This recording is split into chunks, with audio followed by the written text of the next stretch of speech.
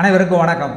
இன்றைக்கு நம்மோடு ஒரு விவாதத்தில் கலந்து கொள்வதற்காக அரசியல் விமர்சகர், பிரபல பத்திரிகையாளர் தாய் பிரபு வந்திருக்காரு. அவரை சந்திப்போம். வணக்கம் பிரபு. வணக்கம். வணக்கம். இன்றைக்கு பரபரப்பாக தமிழக அரசியல் 2026 தேர்தலை நோக்கி போய்கிட்டு இருக்கு. அப்படிப்பட்ட நேரத்தில் ஒவ்வொரு கட்சியிலையும் ஏகப்பட்ட பட்டாசு வெடிச்சுக்கிட்டே இருக்குது. ஒரு பக்கம் பாமக ராமதாஸ் பார்த்திங்கன்னா அவருடைய அந்த பர்சனல் லைஃப்பை பற்றி அவர் பையனே பேசி, அவர் பையன் அதை பற்றி பேசவே இல்லை. மூன்றாவது மனிதர் இயக்குவதாக தான் சொன்னார். ஆனால் இவரே வெளிக்கொண்டு வந்துட்டார் ராமதாஸை. அது ஒரு பக்கம். அடுத்து ஒரு பக்கம் பார்த்திங்கன்னா அதிமுகவில் செங்கோட்டையன் அப்பப்பன்னு பத்திக்குச்சியை கீழ்ச்சிக்கிட்டே இருந்தார். ஒரேடியாக அவர் சீட்டை எடப்பாடி பழனிசாமி கீழ்ச்சிட்டார். இப்படி போயிட்டுருக்கு. இப்படி எல்லா கட்டத்துலேயும் அந்த பக்கம் விஜய், இன்னொரு பக்கம் பார்த்திங்கன்னா பிஜேபி அண்ணாமலையை தூக்கிட்டு அவர் நயனா நாகேந்திரனை போட்டு ஒரு பெரிய கலக்கிட்டு இருக்காங்க. இப்படி எல்லா பக்கமும் பற்றி எரியுது 2026 அரசியலுக்கான அனைத்து கட்சிகளினுடைய உட்கட்சி பூசல். செங்கோட்டையனை இப்போ தூக்கிட்டாங்க. செங்கோட்டையை என்ன பண்ணார், ஏன் அவரை தூக்குனாரு?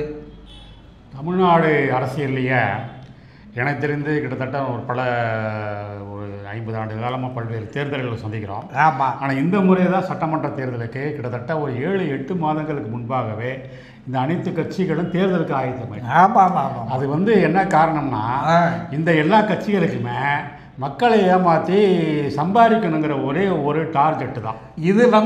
இன்றைக்கு நம்ம தமிழ்நாடே அதிகாரிகளும் அரசியல்வாதிகளும் மக்களை சுரண்டி சாப்பிட்டுக்கிட்டு இருக்காங்க. அதுதான். இதை மக்களும் ஓட்டு போட்டு சுரண்டுறதுக்கு சப்போர்ட் பண்றாங்க. இந்த சுரண்டலுக்கான இந்த விஷயம்தான் இந்த தேர்தலையும் நடக்க போகுது. இதுல இப்ப நீங்க கேட்ட மாதிரி அருமை சகோதரர் செங்கோட்டையன் என்ன திடீர்னு இப்படி கழட்டி விட்டுட்டாங்களே அப்படின்னு. அவர் பெரிய அரசியல்வாதியாச்சா. 9 முறையோ 11 முறையோ நின்று ஜெயிச்சவரு இல்ல. அவரும் ஒரு தடவை தோத்துருக்காரு. ஒரு தடவை தான் தோத்துருக்காரு 96ல. ஆனா மற்ற தடவை எல்லாம் ஜெயிச்சிருக்காரு. 9 தடவை எம்எல்ஏவா இருந்திருக்காரு. முதல்ல சத்தியமங்கலத்துல தான் அவர் நிக்கிறாரு. எம்ஜிஆர் அங்கதான் நிக்க வச்சார். அதாவது எங்க அண்ணன் வீரப்பன் இருக்காரு. ஆமா. வீரப்பனுடைய வளமான ஏரியா அது சத்தியமங்கலம். அங்கேதான் அவர் குன்னம்பாளையங்கிற கிராமத்துல இருந்து இன்னைக்கு டாக் ஆஃப் த டவுனா அரசியல் இருக்காரு. ஆனா அதுக்கப்புறம் கோபிச்செட்டிப்பாளையத்துக்கு வந்தாரு. வனத்துறை அமைச்சரா அவர் இருந்தார். முக்கியமான விவசாய அமைச்சர், வனத்துறை அமைச்சரா சில ஆண்டுகள் அவர் இருந்தார். அந்த அமைச்சராக இருக்கும்போது அவருக்கு நேரடியாகவே வீரப்பனுடைய ஒரு தொடர்புகள்லாம் ஏற்பட்டது. என்ன புது குண்டை தூக்கி போடுறீங்க? பேருக்கு தெரியாது. அந்த காலகட்டங்களில் அவர் அது சத்தியமங்கலம் அந்த பகுதிகளில் தான் அவர் வீரப்பன் நிறையா இருந்தது. வீரப்பனுடைய வரலாற்றை வெளியில் கொண்டு வந்த பத்திரிகையாளர் சிவசுப்ரமணியம் இதை தன்னுடைய ஊடகங்களில் பதிவு பண்ணியிருக்கார். ஏன்னா இதுவரைக்கும் நானே கேள்விப்படாத அவருக்கு வனத்துறை அவர் இருக்கும்போது அவருக்கும் இந்த நெருங்கின ஒரு தொடர்பு இருந்தது அப்படிங்கிறத அவர் மேலோட்டமாக சொல்லியிருக்காரு. அவர் ஒரு கிரிமினல், சுட்டுக் கொல்லப்பட்ட ஒரு அவரோட இவருக்கு தொடர்பா? அவருக்கு தொடர்பு அப்படிங்கிறத விட அவர் நல்ல ஒரு நெருங்கினமான ஒரு நட்பு இருந்தது. ஆனால் அதையும் அவர் பெரிய லெவலில் இன்னொன்று செங்கோட்டையன் மற்றவங்கள மாதிரி பெரிய லெவலில் எல்லாம் வருமானம்லாம் ஈட்டலை நமக்கு தெரிஞ்சு. அதே மாதிரி ஈரோடு மாவட்டம் முதலாக எம்ஜிஆர் உருவாக்கும் போது ஈரோட்டில் விழா முத்துசாமி தான் அதுக்கு அந்த மாவட்ட அலுவலகம் கலெக்டர் ஆஃபீஸ் ஓப்பன் ஆகும் போது நான் நிகழ்ச்சிக்கு நான் போயிருந்தேன். இன்றைக்கு திமுகவில் டாஸ்மாக் அமைச்சராக இருக்கிற முத்துசாமி, அன்னைக்கு அந்த முத்துசாமி அந்த விழா நடத்தும் போது இவர் பொருளாளர், இவர் அந்த விழாவினுடைய பொருளாளர். ஆமாம், செங்கோட்டை. அந்த நிகழ்ச்சிக்கு இப்போ நானும் இப்போ நிகழ்ச்சியில் போய் கலந்துருந்தேன். சரி சரி. அப்போ ஒரு பரதநாட்டியம் ஆடுறதுக்கு இங்கேருந்து நம்ம ஒரு ஆர்கனைஸ் பண்ணி கூட்டிகிட்டு போயிட்டோம். உடனே அந்த பரதநாட்டியம் ஆடுறவங்க எம்ஜிஆருக்கு உடனே தெரிஞ்சதுனால அவங்க உடனே எம்ஜிஆர்கிட்ட நேரடியாக போய் நாங்கள் ஆடுறதை நீங்கள் பார்க்கணும், நீங்களோட போயிருக்கூடாது சொன்னோன்னா எம்ஜிஆர் அவங்களுக்காகவே அந்த இதில் உட்காந்து அந்த யார் நம்ம மோகன பிரியானோ அவங்க மோகன பிரியானா இப்போ இந்த அமீர்ஜான் படத்தெல்லாம் நடிச்சாங்க. அவங்களே தான் பரதநாட்டிய டான்ஸரா. ஏன்னா அதுக்கு பரதநாட்டியம் சொல்லி கொடுத்த அந்த பொண்ணு இப்போ ரொம்ப கஷ்டப்பட்டு இருக்கா என்னன்னு கூட தெரியல. இல்லை அது அந்த இதில் எம்ஜிஆர் உடனே இறங்கி சரி நீங்கள் ஆடுறதை பார்க்கணும்னே உட்காந்துட்டார். அந்த ஈவெண்ட்டில் இந்த மாதிரி பரதநாட்டியத்துக்கு ஆளை நீங்கள் ரெடி பண்ணி கூட்டிட்டு வாங்கன்னு நான் முத்துசாமி தான் நம்ம சொல்லி நான் இங்கே இருந்து ஏற்பாடு பண்ணி போனேன். அப்போ செங்கோட்டையெல்லாம் எனக்கு தெரிஞ்சு அந்த பீரியடில் ரொம்ப சர்வசாதாரணமான ஆள் தான். சரி சரி. பெரிய லெவல்ல எல்லாம் முத்துசாமிக்கு ஈக்குவலாலாம் அவர் கிடையாது. ஒரு என்னைக்கு முத்துசாமியை ஓவர்டேக் பண்ணாருன்னா ஜெயலலிதா கையில் இந்த பொறுப்புகள் வந்த பின்னாடி தான் இது இதானதே தவிர மற்றபடி அது வரைக்கும் ஜெயலலிதா அமைச்சரவையில் 3 முறையும் இவர் அமைச்சராக இருந்திருக்காரு. இல்லை இடையில வந்து போன தடவை வந்து அவங்க வந்து அமைச்சரவையில் வந்து அவர் விடுபடுறார். ஆமாம், தூக்கிட்டாங்க. காரணம் வந்து வேற ஒரு இவங்க குடும்பத்திலேயே வந்து போய் அவர் மனைவி மகன்லாம் போய் ஜெயலலிதா கம்ப்ளைண்ட் பண்ணிட்டாங்க. அவருடைய பிஏவ டிரைவருடைய மனைவியோட கள்ளத்தொடர்பு வந்து இங்கே தான் அவங்க வீடு இருந்தது மயிலாப்பூர் அந்த இது அப்புத்தூர் முதலீத்தருக்கு பக்கத்தில் தான் அவர் அப்போ தான் குடியிருந்தார். இங்கே நான் அந்த வீட்டுக்கெல்லாம் கூட அவரை பார்க்க போயிருக்கேன். அப்போ அந்த பெண் மேட்ரு ஆனால் உண்மையிலேயே வந்து அது எனக்கு தெரிஞ்சு உண்மையாக என்னென்னா அது போய் அதை வந்து இவரை வந்து ஒரு காய் நகர்த்தி இவரை வந்து அந்த மாவட்டத்திலேருந்து அப்புறப்படுத்தணுங்கிறதுக்காக இவங்களே ஒரு ஏற்பாடுகள் சில பேர் செஞ்சாங்க.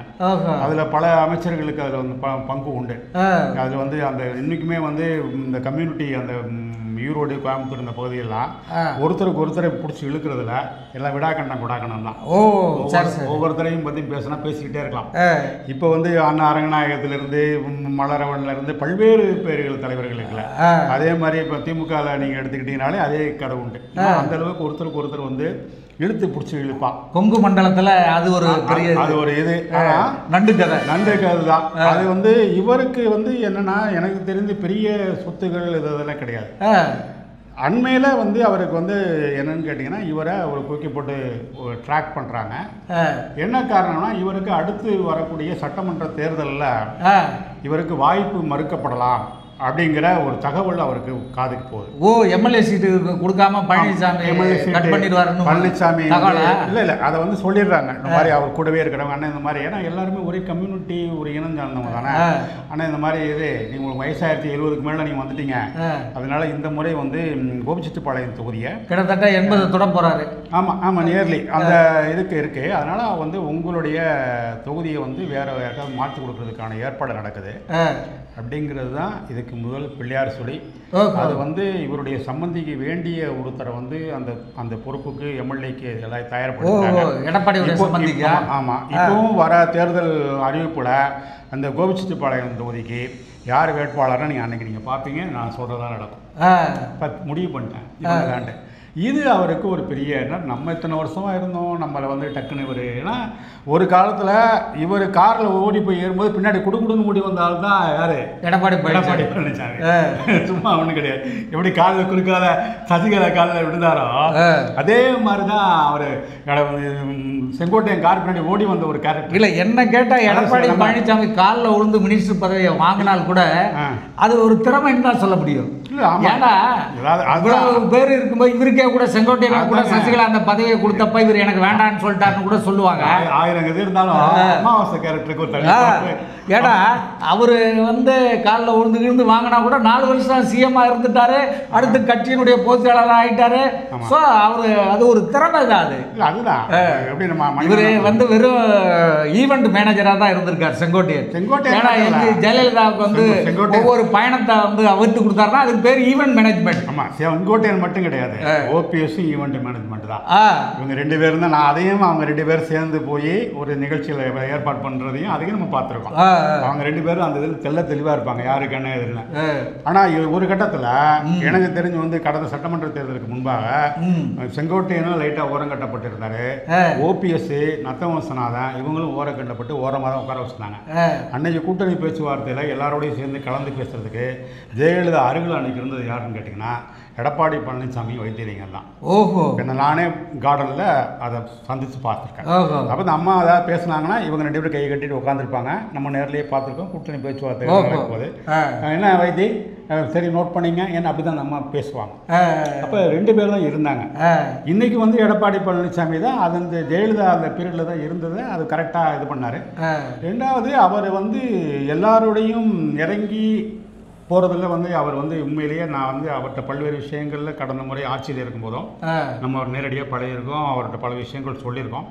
அவர் பெரியவன் சின்னவன்லாம் பார்க்க மாட்டார். உங்ககிட்ட இருந்து ஒரு நல்ல கருத்து வந்தால் ஓகே, அதே மாதிரி உங்களை தோளில் தட்டி கொடுத்து ஒவ்வொரு விஷயத்தையும் சொல்லுவார்.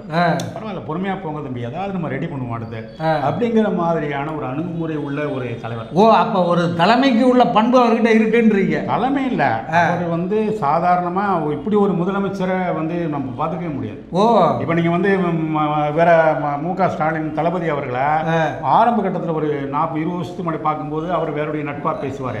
இன்னைக்கு நம்ம வந்து தனியாக அப்படி நின்று தான் கும்பிடுற கண்டிஷனில் இன்னைக்கு இருக்கோம். காரணம் அதை வந்து அந்த மாதிரி ப்ரொமோட் பண்ணி கொண்டு போயிட்டாங்க. ஆனால் இவர் சாதாரணமான எல்லா நிர்வாகிகளோடையும் நெருங்கி பேசி அது வந்து எடப்பாடியுடைய ஒரு ப்ளஸ். சரி, இன்னைக்கு செங்கோட்டையனா எடுத்தோம் கவுத்தோன்னு டக்குன்னு தூக்கி எறிஞ்சிட்டாரு. அவர் வேற வந்து தனி அணியை உருவாக்கிட்டாருன்னா, ஏற்கனவே வந்து ஓபிஎஸ் அணி இருக்குது, சசிகலா அணி இருக்குது, தினகரன் அணி இருக்குது.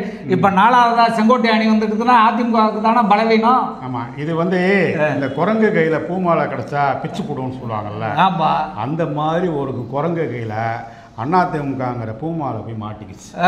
அந்த குரங்கு யாருன்னு கேட்டிங்கன்னா, இன்னைக்கு நேற்றுக்கு இல்லை, கிட்டத்தட்ட புரட்சித் தலைவர் எம்ஜிஆர் அவர்கள் 87 மறைஞ்ச போது அந்த குரங்கு இதே வேலையை அதிமுக ஒழிக்கிறதுக்கு என்னென்ன வேலை இருக்கோ அந்த வேலையை செஞ்சிச்சு. அது வந்து ஒரு முக்கியமான ஒரு ஆடிட்டரு ராதாகிருஷ்ணன் சாலையில் இருக்கவர். அவர் பிச்சு போட்ட ஒவ்வொரு பூமா அன்னைக்கு வந்து ஜானகி அம்மாவை நீங்கள் தான் முதலமைச்சராக நிற்கணும்னு சொல்லி அவங்கள வந்து ரொம்ப வற்புறுத்தினது யாருன்னு கேட்டிங்கன்னா, நடிகை விஜயகுமாரியும் சுலோச்சனா சம்பத் 2 பேர் தான்.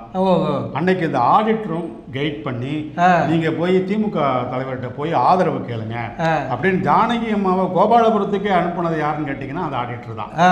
இன்னைக்கு அந்த ஆடிட்டர் தான் இந்த அதிமுக இருக்கக்கூடிய ஒவ்வொரு தலையாக பிச்சு பிச்சு போட்டு அவங்களுடைய ஒரே டார்கெட்டு இந்த அதிமுகங்கிற இயக்கம் 2026ஓட இல்லாமல் பண்ணிடணும். அதுக்கு என்ன வழி அப்படிங்கிறது தான் அவருடைய டார்கெட்.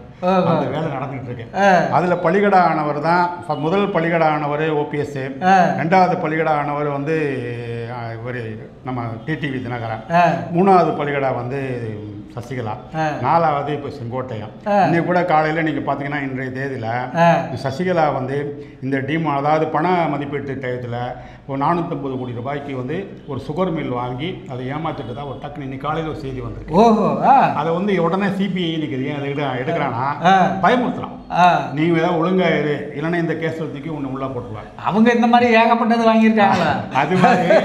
அது மாதிரியான விஷயங்களை பூரா இனிமே தலைமை டெல்லியில இருந்து எடுக்கும். சாதாரண கேஸ் எடுத்து வியாபாரம் பண்ணவங்க இன்னைக்கு பல கோடி ரூபாய், பல லட்சம் கோடி கையில் வச்சிருக்காங்க. ஆனால் இப்போ இவங்க 4 பேரும் ஒன்று சேர்ந்தா கூட அதிமுக வந்து கைப்பற்றி 100 அணியா இவங்கெல்லாம் போக முடியுமா அப்படின்னா அதுக்கு நிச்சயமா வாய்ப்பு. ஆமாம், அந்த ஒரு இது வந்து இவங்க கிட்ட கேப்பபிலிட்டி கெப்பாசிட்டி இல்லை. பணம் வேணும். பணம் தான் இவங்க கிட்ட இருக்கு. லட்சம் கோடிகள் செலவழிக்க மாட்டாங்க. பையில இருந்து எடுக்கணும். செங்கோட்டையும் சொல்லுவாங்க 5 பைசா எடுக்க மாட்டாங்க. அவருக்கு கஞ்ச. சசிகலா வந்து நம்ம சாதாரண ஸ்டேஜ்லேயே பார்த்துருக்கோம். அவங்க இன்னைக்கு 10,000 கோடி ரூபாய் 20,000 கோடி சொத்து இருந்தா கூட அதில் 1 கோடி ரூபாய் கூட எடுத்து வெளியே வைக்க மாட்டாங்க. ஏன் அவங்களுக்கு தினகரனும் ஒரே சொந்தம் தானே. தராரு பணம் தான் தராரு. பணம் கொடுத்ததே இவர் ஒழுங்கா வந்து ஜெயா டிவிக்கெல்லாம் பட்டுவாடா பண்ணல, சம்பளமே கொடுக்கல, அது கம்ப்ளைண்ட் ஆயிடுச்சு. அதனால டிடிவி தினகரனுக்குமே அவங்களுக்குமே சண்டைக்கு காரணமே பணம் பட்டுவாடா. ஆக இந்த பணம் இதில் முதல்ல இந்த 4 பேர் நம்ம நினைக்கிற மாதிரிலாம் கிடையாது. 4 பேருமே வேஸ்ட்டாக தான் போயிடுவாங்க. ஆமாம், 5 பைசா செலவு பண்ண மாட்டாங்க. அதில் அவங்க இவர்கிட்ட இப்போ இவர் இருக்கிற சம்பாதிச்சதை போகிறோம் அப்படின்னு பாதுகாக்கணுங்கிற முடிவில் தான் ஓபிஎஸ் இருப்பார். இவர்கிட்ட பெரிய சம்பாத்தியெல்லாம் எதுவும் கிடையாது. நம்ம செங்கோட்டையன்ட்ட ஒரு நார்மலான அந்த ஃபேமிலி அந்த இதுக்கு தான் இருக்கும். ஆனால் இது அதிகமாக சம்பாதிச்சிருக்கக்கூடிய சசிகலாவோ தினகரனோ 1 ரூபா காசு கூட அந்த கட்சி இயக்கத்துக்காக செலவழிக்க மாட்டாங்க. அது வேணால் எழுதி வேணால் வாங்கி தான் செலவழிப்பாங்க. அவங்க அடுத்த தலையில் மிளகா அரைச்சு அவனை தெருவில் நிறுத்துவாங்க. தவிர இது வரைக்கும் தினகரன் நம்பி கட்சியில வீணா போனவங்க நிறைய பேர் இருக்காங்க. சசிகலாவை நம்பி கட்சியில வீணா போனவங்க நிறைய பேர் இருக்காங்க. ஓபிஎஸ் நம்பியும் கட்சியில செலவு பண்ணிச்சவங்க நிறைய பேர் இருக்காங்க. இவங்க எல்லாம் ஒன்று சேர்ந்து எடப்பாடியில ஒன்றும் பண்ண முடியும். ஏன் பாலிசி அதை என்னுடைய பார்வையில நாமக்கு வந்து எடப்பாடி பெரிய வேண்டியவர் வேண்டாதெல்லாம் கிடையாது. பொதுவாக நம்ம வந்து ஒரு பத்திரிகையாளர்னா ஒரு இதாக பார்க்கும்போது இன்னொன்று நாம் எம்ஜிஆர்கிட்ட சம்பளம் வாங்கின வேலைக்காரனாக இருந்த நமக்கு இன்னைக்கு இந்த இயக்கம் வந்து இப்படிலாம் இருக்கிறத பார்க்கும்போது சில நேரங்களில் நமக்கு அழுகையே வருதுன்னா இப்படிலாம் பண்ணுறீங்களே நீங்கள் அப்படின்னா ஜெயலலிதாவோடய நம்ம பழகிருக்கோம். ஸோ வந்து அண்ணா திமுகவை எதிர்க்கக்கூடிய ஒரு கெப்பாசிட்டி உள்ள தலைவராக எடப்பாடி பழனிசாமி வளர்ந்துட்டாருன்றீங்க. கண்டிப்பாக அப்படியே நம்ம வந்து வளர்ந்துட்டாருங்கிறது இல்லை, இன்னைக்கு உருவாக்கிட்டார் தன்னை. இன்னைக்கு தன்னை வந்து எப்பவுமே வந்து இன்னைக்கு வந்து கிடைச்ச வாய்ப்பை வந்து பயன்படுத்திக்கிட்டார். இப்போ செங்கோட்டையனுக்கு வாய்ப்பு கிடச்சி 2 முறை வாய்ப்பு கிடைச்சது. ஒரு தடவை வந்து நீங்கள் தான் சிஎம்க்கு நிற்கிறீங்களான்னு அவர் வந்து கேட்குறாங்க, அந்த அம்மா முதல்ல ஜெயிலுக்கு போகும்போது. அப்பவும் அவர் முடியாது அப்படிங்கிறாரு.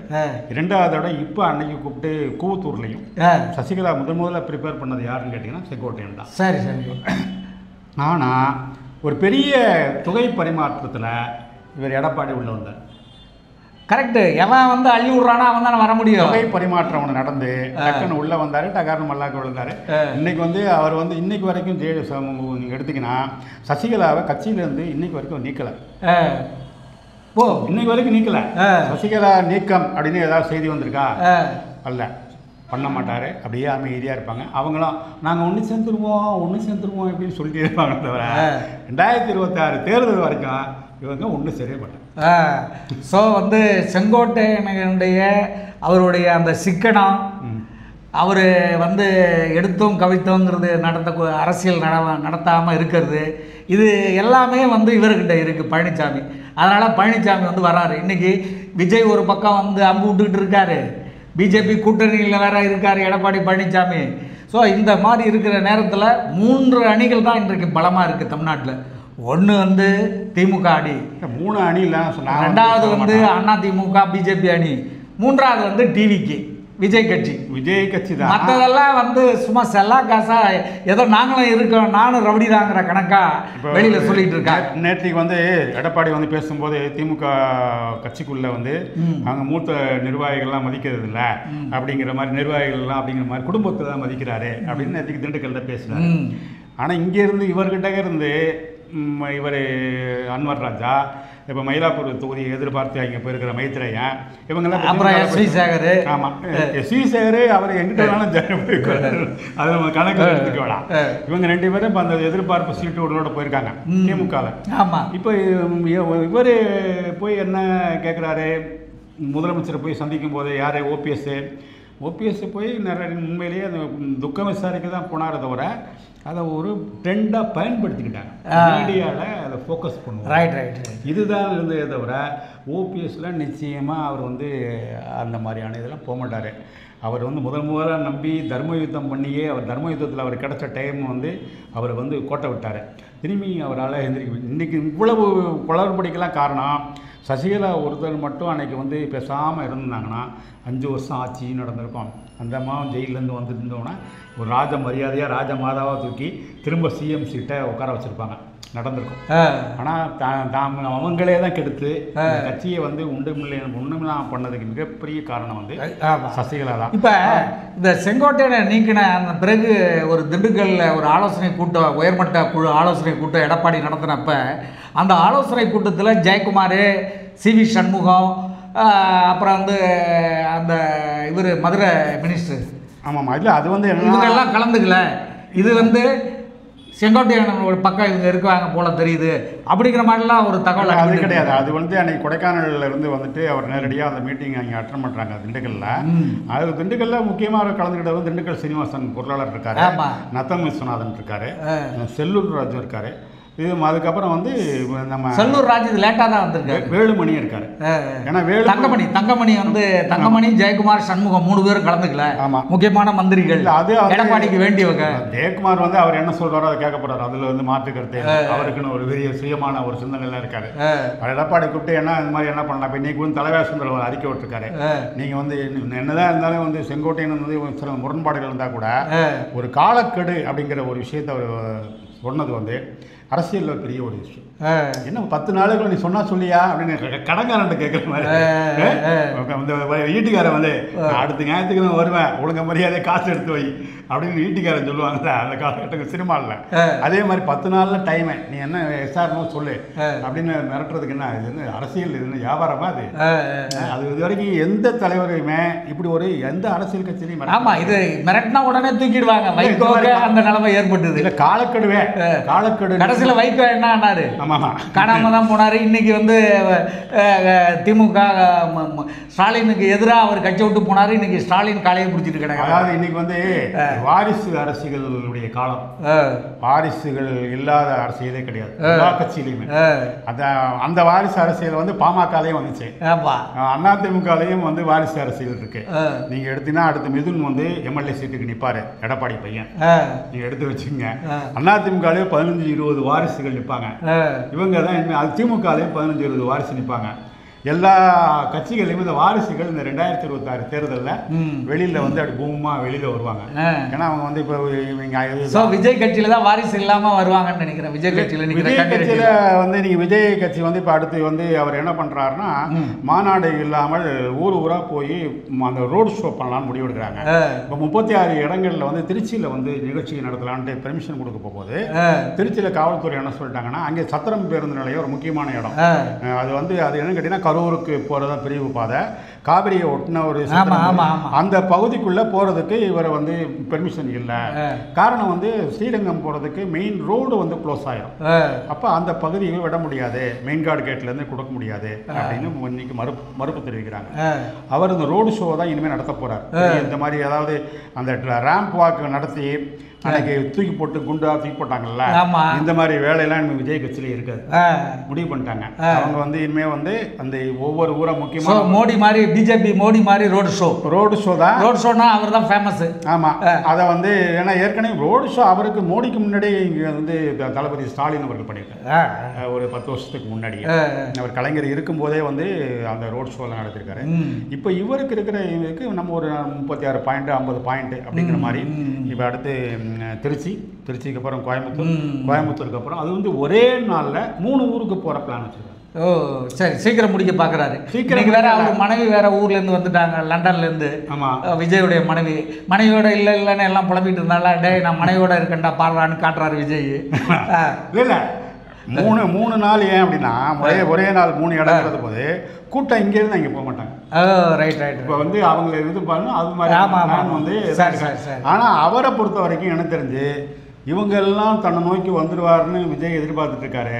இவங்க யாரும் விஜய் கூட போகிறது இல்லை, பாருங்க தனி ஆவர்த்தனம் பண்ணுவார் அவரு. இப்போ வந்து எடப்பாடி பழனிசாமியை செங்கோட்டையன் எதிர்த்து இன்னொரு அணியாக போகிறாரு. அந்த மற்ற அணிகளோடு அவர் சேர போகிறாரு.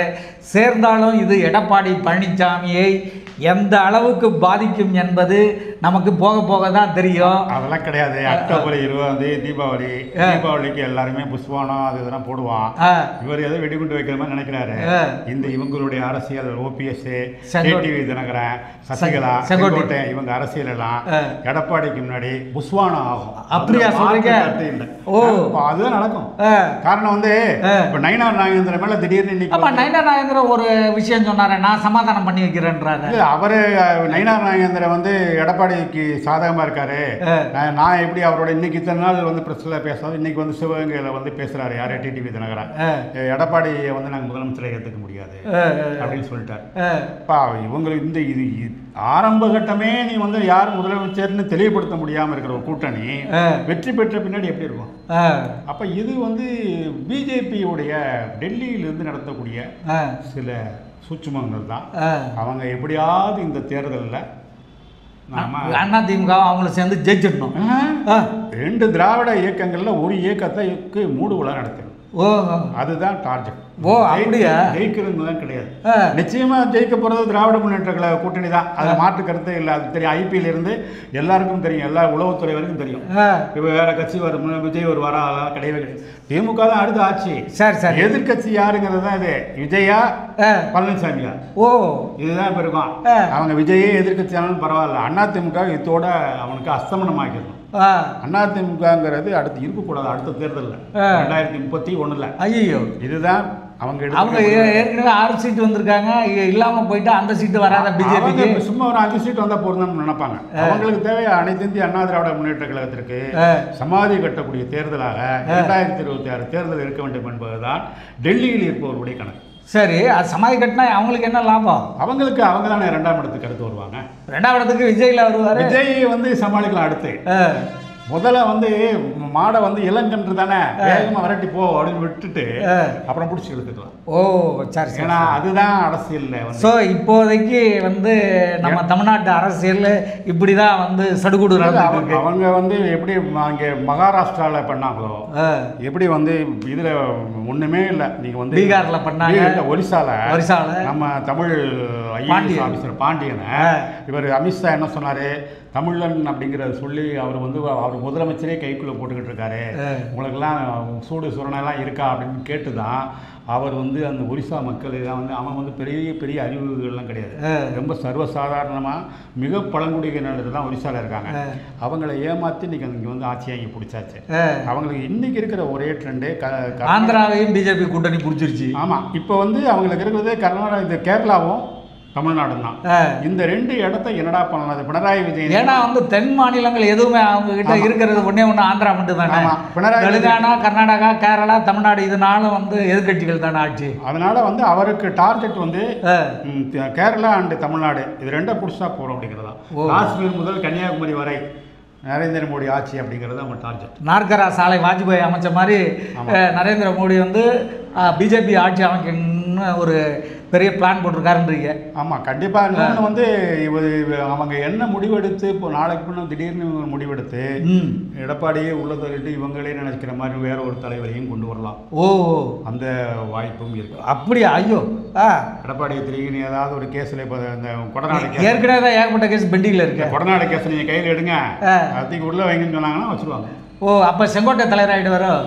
அப்படியும் அதுக்கும் வாய்ப்பு. ஓ, அதையும் எது செஞ்சாலும் சரி அதிமுக 2026 மூடுவது. ஓகே, ரொம்ப அருமையாக சொன்னீங்க. மீண்டும் நம்ம அடுத்த வீடியோவில் சந்திப்போம். நேயர்களே, நன்றி, வணக்கம். மகிழ்ச்சி, மீண்டும் சந்திப்போம். இதுவரை நீங்கள் பார்த்த இந்த நிகழ்ச்சி உங்களுக்கு பிடிச்சிருக்கும் அப்படின்னு நினைக்கிறோம். இது மாதிரி பல சுவாரஸ்யமான நிகழ்ச்சி உங்களை வந்து சென்றடைய நீங்கள் செய்ய வேண்டியது ஒன்றே ஒன்று தான். ரோஜா தமிழ் டிவியை லைக் பண்ணுங்கள், ஷேர் பண்ணுங்கள், கமெண்ட் பண்ணுங்கள், சப்ஸ்கிரைப் பண்ண மறந்துடாதீங்க. அது மட்டும் இல்லாமல் எங்களோட செய்திகள் உங்களை வந்து உடனுக்குடன் வந்து அடைய நீங்கள் செய்ய வேண்டியது ஒன்றே ஒன்று தான். பெல் பட்டனை கிளிக் பண்ண மறந்துடாதீங்க.